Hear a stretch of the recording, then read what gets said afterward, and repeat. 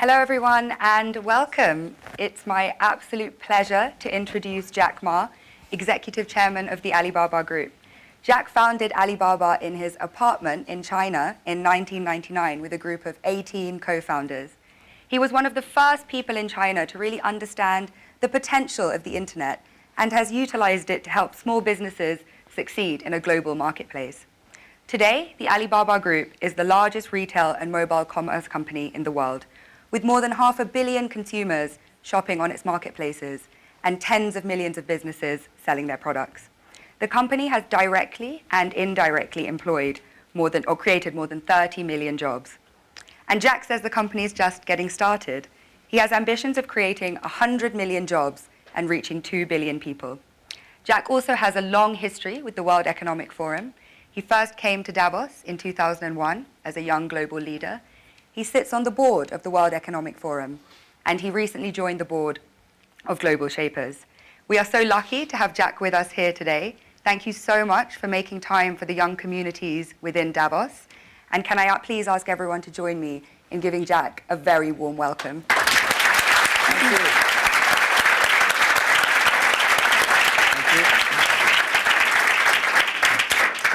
We have global shapers, young global leaders, and technology pioneers in the room who are all really looking forward to asking some questions. So I'll just kick off with a few first. Please. So you ended your interview last year by saying we really need to pay attention to people who are 30 years old, to the next 30 years, and to companies that have less than 30 employees. I turned 30 last year, so it was particularly welcome to hear this. And I think for many people in the room, they meet one or two of those categories. So in light of that, what are you most looking forward to and most scared of in the next 30 years?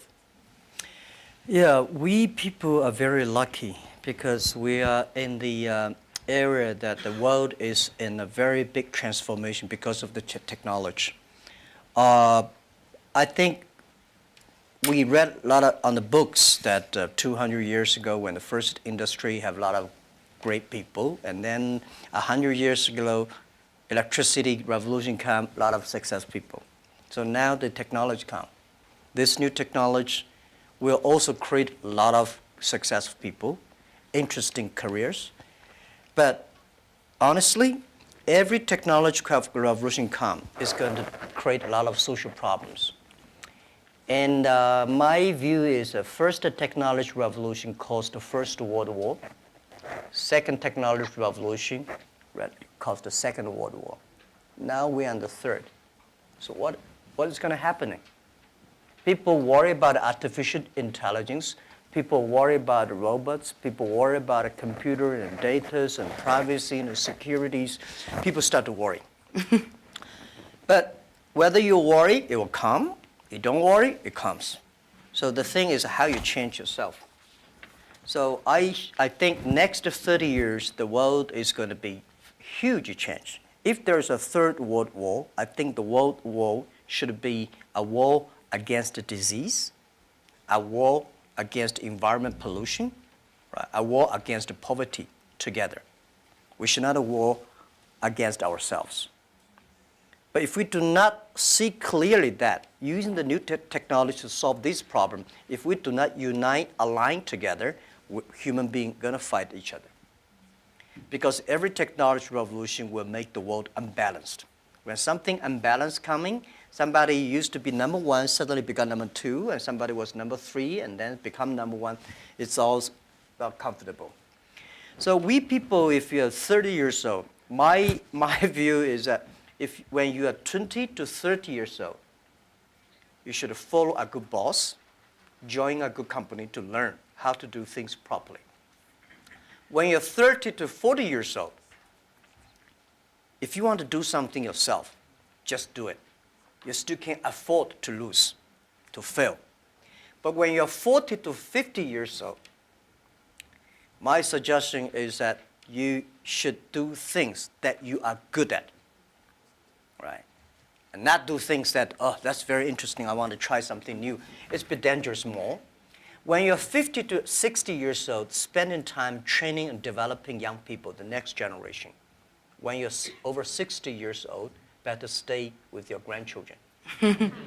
But this is normally general like that. Not everybody were like, but most of the people were like that. So 30 years old, we people next to 30 years are the luckiest period. We have a lot of challenges, a lot of things are happening, and with our knowledge, with our physical power, it's time you need to change. You have to think, if you want to be successful tomorrow, it's impossible. If you want to be successful a year later, it's impossible. But if you want to win 10 years later, you have a chance. That is what I think. Wonderful. And moving on to a topic which is kind of impossible to ignore after 2017. So a third of all the people in leadership positions in Alibaba are women. But the picture elsewhere is a bit more bleak. And a friend of mine recently said something that has really stayed with me. Women are tired of empowerment programs, and we want power. In 2016, venture capitalists invested $58.2 billion in male-founded companies, while women received just $1.46 billion. And as 2017 showed, it was a year of sexual harassment scandals, the gender pay gap still exists, and unfortunately, the list does go on. So how do you think we can move beyond tokenistic gestures towards genuine gender equality? Yeah, that is very interesting. A few years, like 4 years ago, there is a journalist came to our company, and when he leaves, he asked me a question, why there are so many women in your company? And I never realized we have so many women in our company. I said, anything wrong? Today, we have a 49%, close 49% of the employees of our company are women. That's a lot for a high-tech company. It's not on purpose we hire women. We think they are great in helping us to grow. Alibaba is an e-commerce company. E-commerce is a service industry. To serve people better, you should have a service heart. We find that women doing much better jobs than men. And the second is that last century, people compete because of muscle. No, not this century is not muscle, it's the wisdom. And next is, I believe, if a person wants to be successful, you should have a high EQ.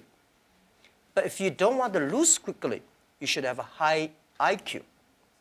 But if you want to be respected, you should have high LQ, the Q of love. So those three Qs put together, a lot of men, they have a high IQ but low EQ, and a very tiny LQ. Women, balance-wise, they're the best. If you want your company to be successful, if you want your company to operate with wisdom, with care, women is the best. In my company, we notice that women, they care others much more than men. Even on our site, today on shopping site, e-commerce, we find women buy a lot of things. But they buy for their husband, their parents, their kids. Men only buy for themselves mostly.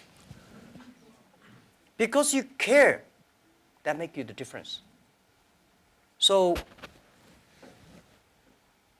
we have 49% of the colleagues in the company are women, and close 37% of the senior management are women. We never feel anything wrong, and women, they sacrifice more. When they love it, they believe it, they continue to do it.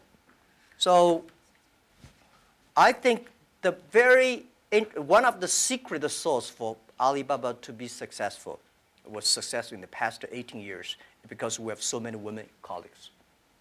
And the other thing is that we feel so proud. And most of the time you see I go out, I never realized that when we count always 50% of women with my delegation, my team. Because we never think they're women, we think they're great colleagues.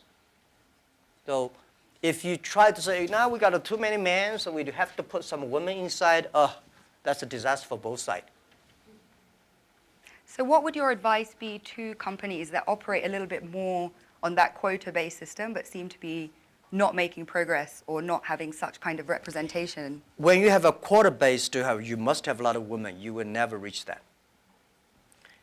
I think If a company full of men, trust me, this company cannot be sustainable, cannot keep on growing. Because just like a steel, if you don't put wood inside, the steel is too tough, it's easy to break. So when you have a woman and a man in the same company, when something happens, the women are for example, one of the values for our company is that the number one value is customer number one, employee number two, shareholder number three. This is everywhere I go. Wall Street did not like my point, but this is what I said, you know. If you like us, invest in us. If you don't like us, please sell our stocks, don't buy us. We believe customer number one, employee number two, shareholder number three.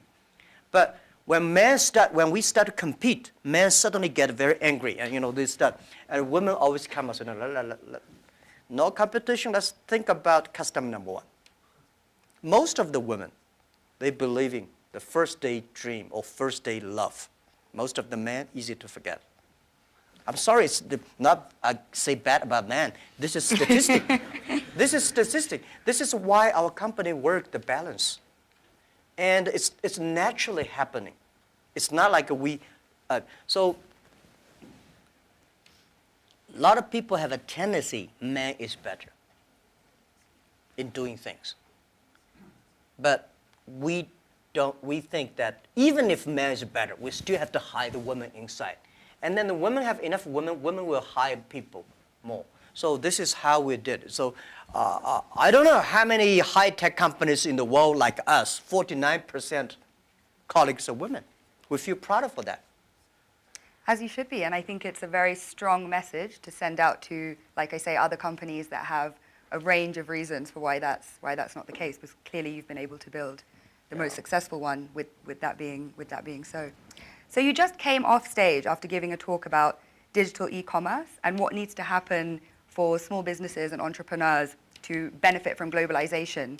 At a time when globalization once again is being questioned, is it really delivering for the most vulnerable? Is it delivering for people in the global south, etc.? So what is your message to people in this room kind of about globalization, really? I think globalization cannot be stopped. Nobody can stop globalization. Nobody can stop trade. And I believe if trade stops, war starts. Trade is the way to solve to dissolve the war, not to cause the wars. I think globalization did a fantastic job in the past 30 years. Enriched a lot of countries, but of course, caused a lot of problems, right? Young people did not have opportunities. Small business have not opportunities. Developing countries were neglected. But it's only 30 years. It's a baby. It's a growth. You have to improve it. If you do not improve it, then you kill it. It's easy. Most of the time, to kill something is much easier. So my belief, it's our generation's job. Today, we have a better technology. We have a better knowledge about globalization. And it's our generation's responsibility or opportunity to improve it. Tell me, how can you stop globalization? Now, artificial intelligence come. Robots come. My grandfather worked 16 hours a day, and he said he was very busy. We work 8 hours a day. We said we are very busy. Our children may only work 3 hours or 4 hours a day for 3 days a week. I bet they would say, oh, we're very busy. Then when you work only 3 hours a day and 4 days a week, what are you going to do? You're going to travel around, right? You cannot stay in the home for a week. You will travel. 30 years ago, normal life, you visit 20 to 30 cities whole your life. 30 years later, in your life, you will visit 300 cities in your life because of mobile. How can you stop it? It's impossible. So thinking about that, the only thing is to improve it, to make it simpler. Global trade should be simple, should be modernized, should be giving inclusive. Everybody have the opportunity. So my strong message is that, well, I feel sorry for WTO. They did a great job, but in the past 20 years, when you put the 200 government ministers in one room, how can they agree on something? Right? Because I don't like your country. No matter how good suggestion you have, I say no. But business people, even if we put 200 business people in one room, we will surely agree on something. And this is what I believe. The next generation of globalization should be inclusive, should create opportunities for young people to get involved. The first globalization in the human history was controlled by few kings and emperors. Last 30 years, globalization was controlled by 60,000 big companies. If you're not among the big companies, if you're not in the big, powerful countries, you don't have a chance. The next 30 years, I bet we will have 6 million or 16 million or 60 million companies get involved in globalization. And I'm sure we will make it happen. Together with a lot of people, maybe with you. With a mobile phone, if people still using mobile phone 30 years later. With a mobile phone, you can global buy. You want to buy something from Kenya, you just click. You want to buy something from Norway, you click. Global buy, global sell. If you're a small thing, without internet, you can only sell in your village or small town. Today, you can sell across the world. And global pay, global delivery, and global travel, the only thing you have to bring is a mobile phone, no, not even a passport. This is going to happen in 10 years. And this is the message. Let's catch this opportunity. If you complain, the other people catch it. If you catch the opportunity, embrace it now, you will be the next Alibaba. People like me, I was born in a very poor family. I never got a great education. I failed all the examinations. For what reason, I don't know. But later, I realized I don't have money, I don't have technology, I don't have a lot of good backgrounds. We have a rich uncle or something, no. The only thing I competed with my people, the young people, is let's compete for 10 years later. This is what I believe 10 years later will be happening. So everything I do for that goal, I know 10 years later, this thing is going to happen. So prepare for that. Because I know if I compete with him for next month, no chance. So this is how my message is. It's a challenge, but it's an opportunity. And it's the opportunity for people like us. This world, the most difficult thing is to convincing a successful people. When you tell him, this is a great opportunity, he said, no, forget it, right?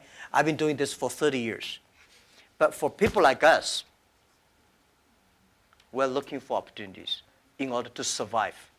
So we will do anything to be creative. So this is the message. 30 years, it's an opportunity for us. It's a challenge for those people who are 60 years old. If they're 60 years old, not discrimination, but it is tough for them. And maybe says something about how we need to look at government as well in terms of more young people entering and doing policy making. So if there are these 6 or 16 or 60 million businesses and we're all kind of hyper-connected, on a more fundamental level, do you think consumption is making us happy? Consumption? What do you mean consumption by making us happy?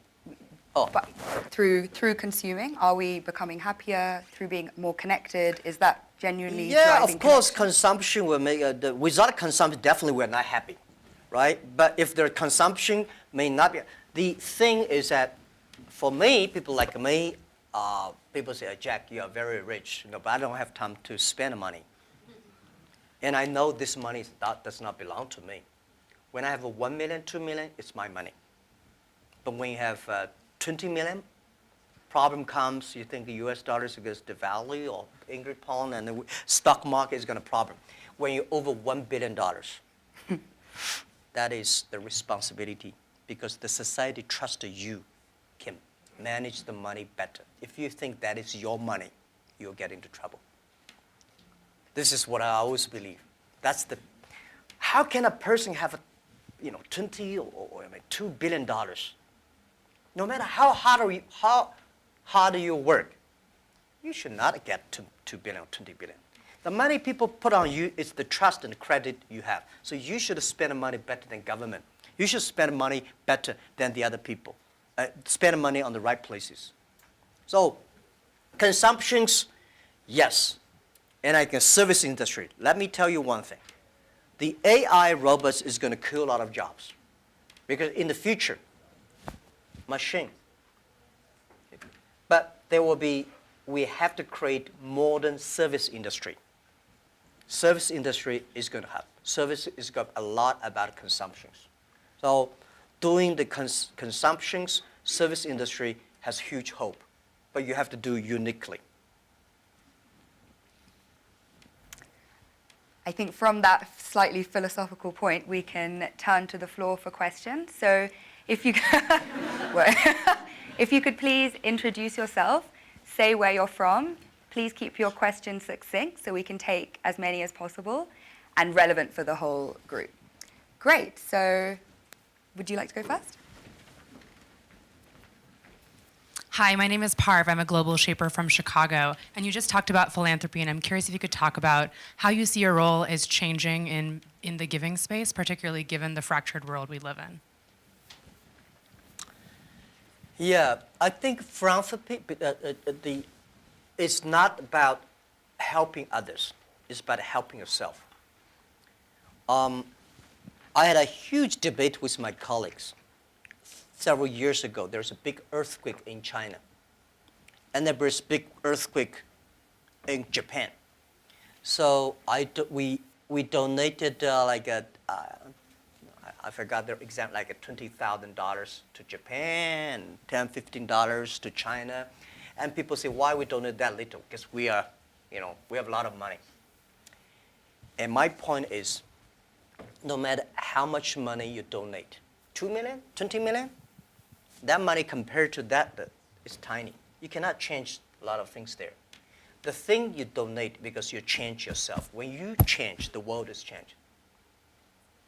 You have to change yourself, right? And the next thing is that philanthropy is about action. It's about involvement. It's not about giving money. It's about wake up people's consciousness. So I think, to me, I grow up, and my globalization is grow up in this place. Year 2001, when I was nominated as a Young Global Leader, I had no idea what is Davos, where is it, and what is about a Young Global Leader.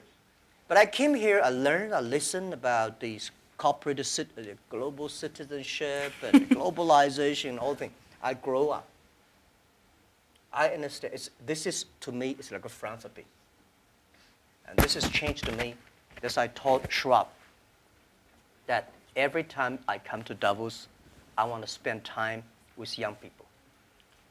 Because I benefit from Young Global Leader, early days. When I listened to Bill Gates, and Bill Clinton, and George Soros, these guys. At that time, we don't have that many people. Very poor facilities. Well, very cold. I worked 30 minutes driving in a bus coming here and watching. But now, I think still have. But this is good. This is the tuition we pay for a grown-up. And now, to me, I think spending time with you benefit me, and also I want to tell you my true experience. It's a philanthropy. It does not necessarily mean money. So by charity, you cannot change the world. But if you have a philanthropy heart, you can do a lot of things. So I find this one, unfortunately, a lot of people have a business heart here, making money, but do things like a philanthropy. What we should do should be a philanthropy heart, but have a business skill. I hate a lot of people do the opposite. They want to make money, but they talk like a philanthropy. And they do like a philanthropy, waste a lot of money. So this is what I mean. And it's, if you want your team to continue to work with you all your life, you have to plant the seed of care the world, care others. The first day they join. I don't like a lot of companies make a lot of money because making pollutions and counterfeit products. By end of the year, donate some money. This is no good. Business, the philanthropy idea should be buried into the business model. That's, yeah. Philanthropy of heart, I think, Yeah. a message that young people can take forward. Please. Hi, my name is Iman. I'm a global shaper from the Jeddah hub in Saudi Arabia. My question is, as a young boy, did you envision that your life would be like this? Did you have intuition about this? And if so, do you think the belief helped in achieving such great success? As a young boy, I never thought, as a young boy, even today, I never thought I would be here. Honestly, I never thought. But as a young boy, when I look back, every problems I met when I was a kid benefited me. I failed so many times. People probably know that I'm applying jobs for so many jobs, over 30 jobs, all rejected, none even got a chance. 24 of us were interviewed for a KFC job. 23 accepted. I was the only guy rejected. 6 people went for looking for a police job. 5 accepted. I was the only one. My cousin and I applied job as a server in a 4-star hotel in my city. We waited a long queue for 2 hours. He was accepted. I was rejected. So my mother looked at me, but I know this is a training course for me. Before my 30 years old, I'm a failure. People lose, but I never give up. I think there is an opportunity there. And then I was a teacher later. I graduated from university. I was a teacher in the university for 6 years. Number 5 year, I was elected the best teacher of my university, elected by students. So I said, everything I taught my students are the things I learned from books. What if I go out, spend 10 years, experience all the things, whether fail or succeed, I go back to teach again. That was my original thinking doing Alibaba. So I never thought I could be rich. I never thought I would be successful. I never thought we could survive for 18 years. And then we made it. The only thing that today we should do is share the experience and know-how, especially share the mistakes, suffers with others. My thinking is that you guys remember, if you want to be successful, learn from the other people's mistakes. Don't learn from the successful stories. Successful stories they make, don't listen to that. There are a lot of reasons behind it. Just like I remember the first time Harvard Business School came to us, say, Jack, we want to write a case study for you. That's years 2001 or 2000. They came, they spent 1 week, and they write a report, and I read, no, I said, this is not me. And this is you. I said, no, this is not us. He said, this is you. So they make up his sign, and the case study go up, and they start to teach in a lot of universities. The next 5 years, they invited me to go to the case study, and they always find a competitor of my company. And after every case study, Alibaba will die, that company will succeed. All the students agree. And actually, every 5 years, all the competitors die, we still survive. So how can you study this kind of a successful story? Learn from the mistakes, the other people. No matter how smart you are, you will encounter these mistakes. You learn from mistakes not because you will be able to avoid mistakes. You will able to, when these mistakes come, this suffer comes, you know how to deal with it, how to face it. The book I want to write, if I if I want, if I can, is Alibaba 1001 mistakes. This is the most treasurable things that in my life. In my life, it's not how much we achieved. It's how much we gone through the tough days and mistakes. And this is what, if you start to think now, it would be good. So if you ask me when I was a boy, I never thought about that. Never. I Let's was go lucky as a to person. the back of the room. Yeah.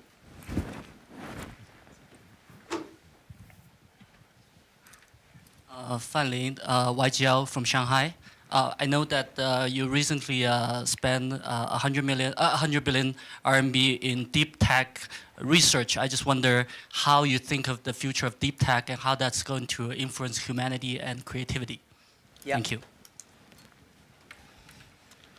I think technology, as a company, we invest 100 billion RMB, which is like 150, right? Or 15, no, yeah, 15 billion US dollars on researching for the high tech. As a company, I hope in the future we gain our profit because of our technology, not because of our size. So we have to invest in technology. But I don't like this kind of, there's a debate. Artificial intelligence, big data is going to threaten the human beings. I think artificial intelligence should support human beings. The technology should always doing something to enable people instead of disable people. When steam machine comes, when cars comes, people hate it. Today we think car is good. When the automobile when first was designed, people hate, especially this horseman, right? They destroy every car they can see. So I would say, people like us, when we have the money, we have the resources, we have all the excellent young people, we should spend money on the technology that enable people, empower people, make life better. So this is what we want to invest. And I think artificial intelligence, no matter how artificial intelligence is good, human being in the future compete with the machine on knowledge, you don't have chance. Computer is always going to be smarter than you are. When there's a car, forget about who runs faster. When there's a plane, don't think you can fly. When there's a computer, computer is always smarter than you are. They never forget. They remember everything. They never get angry. They calculate faster. But computer can never be as wise as a man. What's the difference between smart and wisdom? My view is, smart people see something the other people don't see. A wise people see something, he pretend he did not see it. Smart people know what he wants. Wise people know what he doesn't want. Wisdom, the person with wisdom knows, only you know I don't want this. Then you know what do you want. So I think this is the money we invest to support human beings, not supporting Alibaba. This lab is open to the whole world. It's not supporting Alibaba at all. Yeah. Wonderful. So hi, I'm Saad, Global Shaper from the Islamabad Hub. I really want to know what you think about leadership. Is it something that comes from the heart when it comes to decision making as a leader, or is it something that that you have to take, you have to think through your mind as well, or is it a bit of both? Like as a leader, when you make decisions, would you go with something that you really feel about from your heart, or would you try to have a mix of your mind and your heart when you make decisions? Yeah, I think it's a good question. I've been thinking about that. First, it's your nature instinct. There must have something that you different. Second is you need training. You should be trained through all the tough experience, but still positive. I found out some great leaders in the world. They are always positive. They never complain others. and never complain. And they look at the things in a different view, like normal people. So I think people in my company, at the beginning, they don't like me because I'll always think about 10 years, 5 years. And then after we're working together for 3 or 5 years, they find, you're right. Then we got the credit rating. And as a CEO, one of the jobs, when everybody's happy, you have to see the unhappy things. When everybody's unhappy, you have to see the happy things. So leadership is nature, but you have to train and learn. And I got my leadership upgraded in Davos. I see so many. Ali Enter Financing, how many people here know about Alipay? Thank you. Alipay's decision was made here. I was thinking about Alipay, but I was not there to launch Alipay because in China, if you do financing without license, you will be in jail at that time. So I went to the banks, can you help us do the e-commerce on transaction? No. No banks would accept it. So if there will be no Alipay, no financing, the e-commerce would go nowhere. So year 2004, I was here.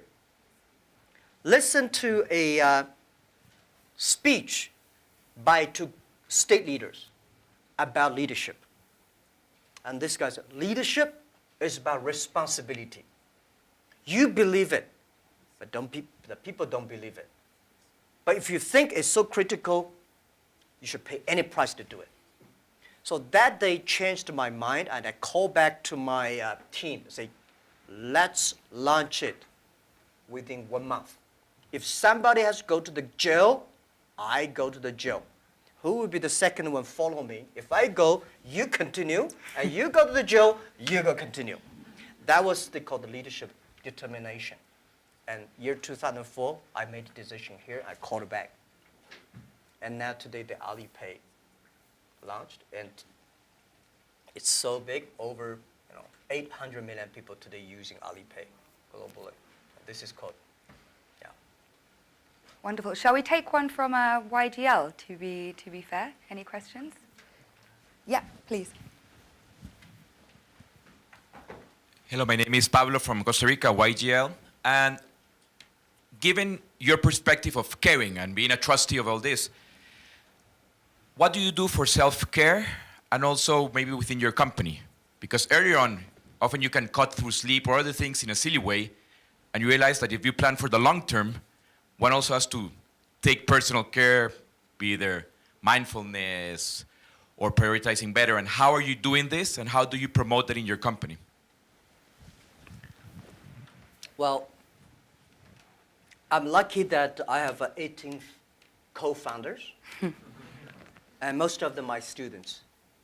When in my apartment, I told them my dream and my mission, and we videotape. Funny thing is that when Alibaba launched for the first day, I said, let's videotape everything, every important meetings that we join together.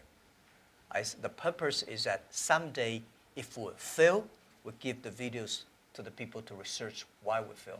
If we succeed, give the videos to the other people. So we have almost a whole house of videotapes. So the first videotape, I speak for 2 hours, and those guys look at me, okay, so that's what you want to do?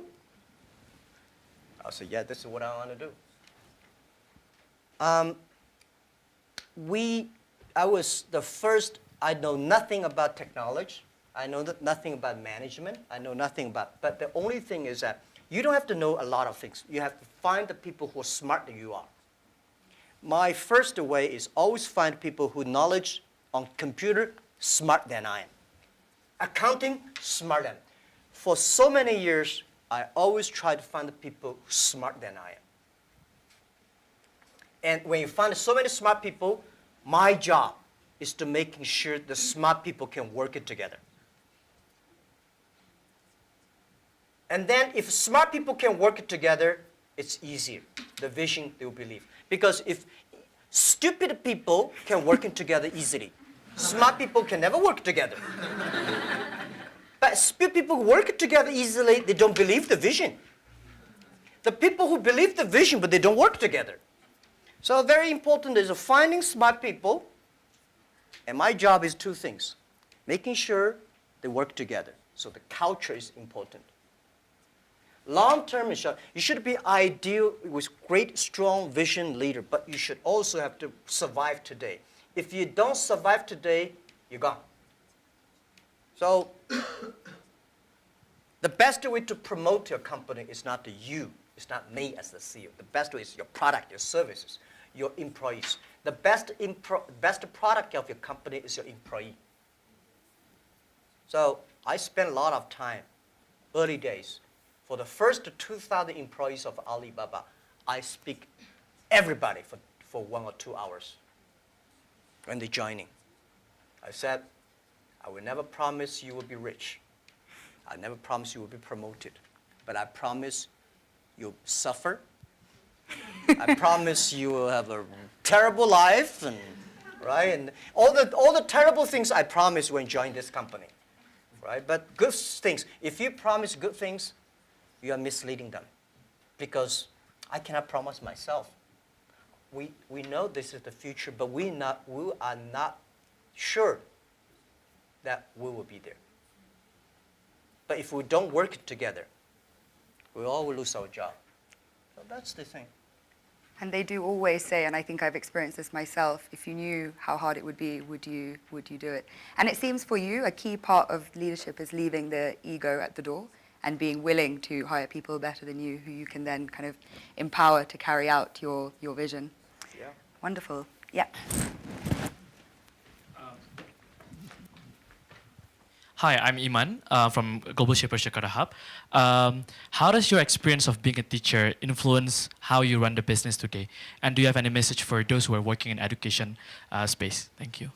How does your experience of being a teacher in early days Oh. influence how you run the business today? Yeah. Let me tell you one thing. I never thought I could be a CEO. I never thought later I'd become a good CEO. One of the things I learned is from teachers. As a teacher, very important character of a teacher is the teacher always expects his students better. I want this student to become a banker, that student to become a mayor, that guy is a scientist. This is all teachers want.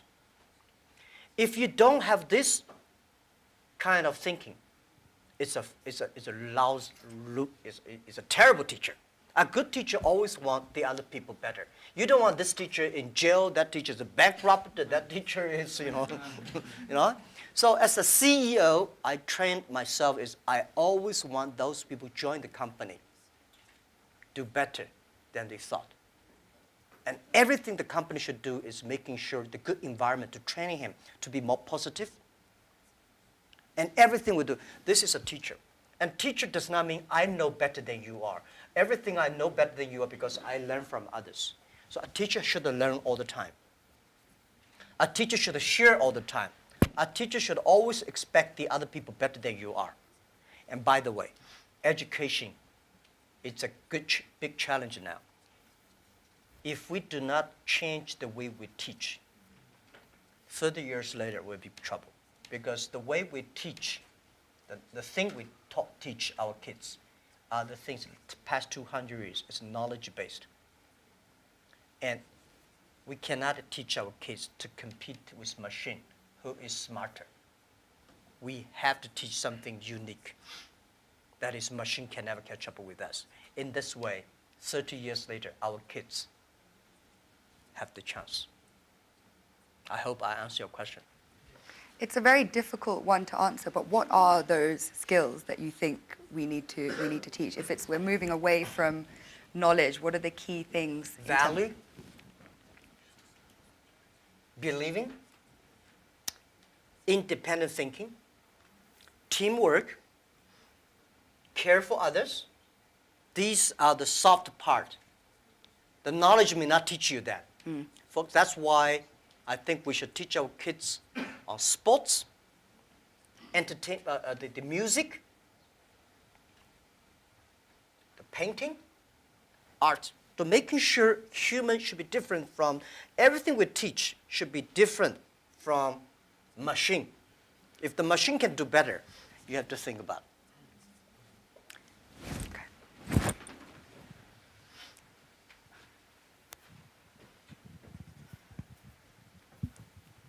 Hi, this is Hashim Al-Musawi from Manama Hub, Bahrain. Talking about education and the fourth industrial revolution, we have been talking about people losing their jobs or they are not qualified enough with the skills needed. What are you doing for the people within your company to get up to date, to get continuous learning, to know what's the technologies needed for the future? Thank you. Okay, luckily I don't have to do a lot of these kind of things in my company because we are fighting every day for the future. We know if we do not work hard, Facebook or Google and Amazon, all these are going to do better, right? So this is why we are globalized. It's a competition globalized. But we know that it's not about technology competition. All the people today, not like 18 founders, we only have 2.5 people are engineers. Today we have more than 25,000 engineers. They are all smart people. They do much better job than the 18 years ago. But the only thing I want to making sure that these people have a philanthropy heart. Because the data we have, the technology we have, if they do not have a great heart inside, we are going to make disaster for the world. Google, Facebook, Amazon, Alibaba, these companies, we are the luckiest company of this century. And we have the if we're lucky, we have the responsibility that we should have a good heart to do something good. But on the other thing I want to say is about that making sure that everything you do is for the future. For example, you know about Singles Day? Singles Day, shopping day, November 11 is the day we created. Last year, that day, we sold 25 billion US dollars for one day. And for the first minute, over 70 to 80 million people rush inside to shop on the mobile phone. So you have to making sure the system is good enough. We have to finish 270,000 transactions per second. Can you imagine that? 270,000 transactions per second. If we do not have that kind of computing capability, the whole system will crash because we have several 100 million people waiting to pay the money. So this technology, we know why we do this for one day, because we want to test the technology. This technology should be inclusive. Because we know today in China, we create probably like 100 million package delivery. We believe a day. 5 years later, the whole world would deliver 1 billion packages per day.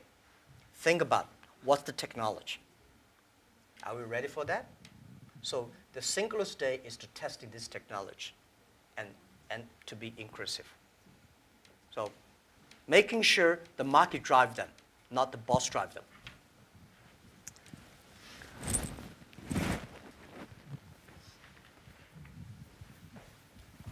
Thank you, Harry. Thank you, Jack.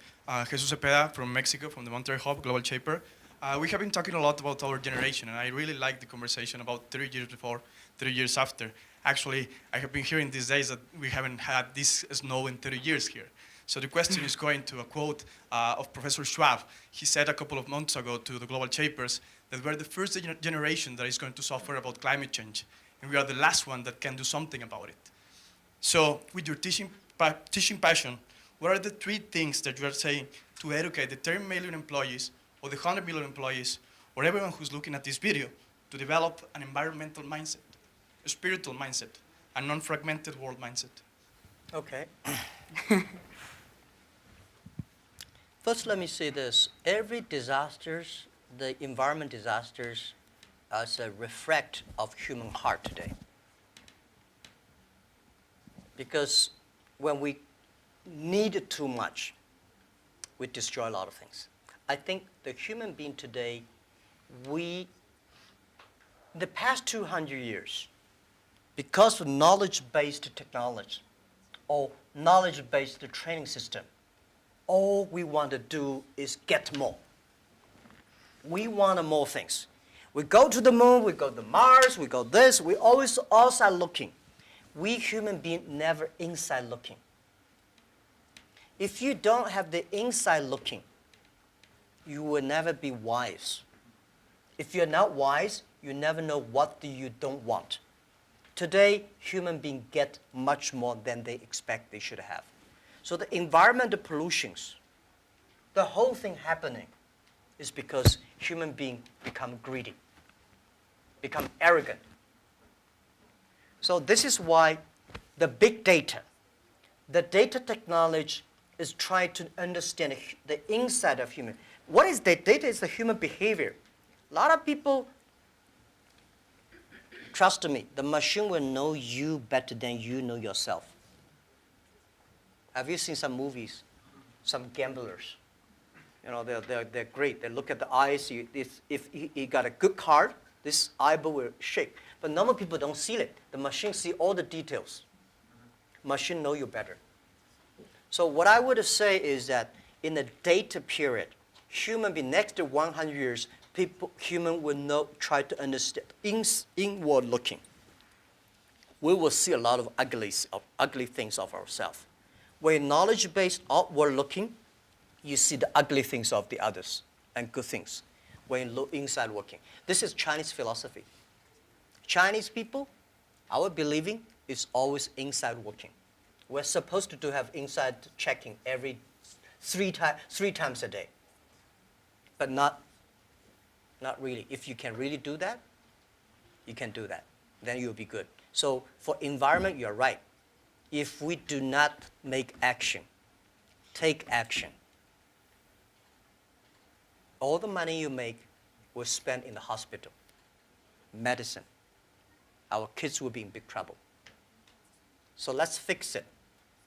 And first fix our heart, fix our know-how,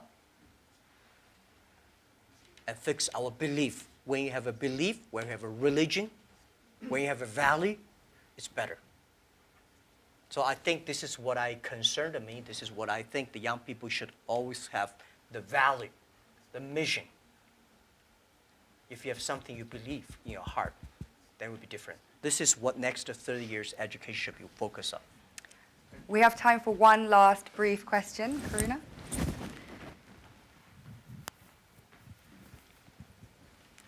Thank you. This is Karuna from the Port Louis Hub, Mauritius. And my question is, you talked about your workplace culture. I'd like to have one or two examples, if possible, of how do you motivate your employees. And I'd like to throw in a last question is, how much do you sleep?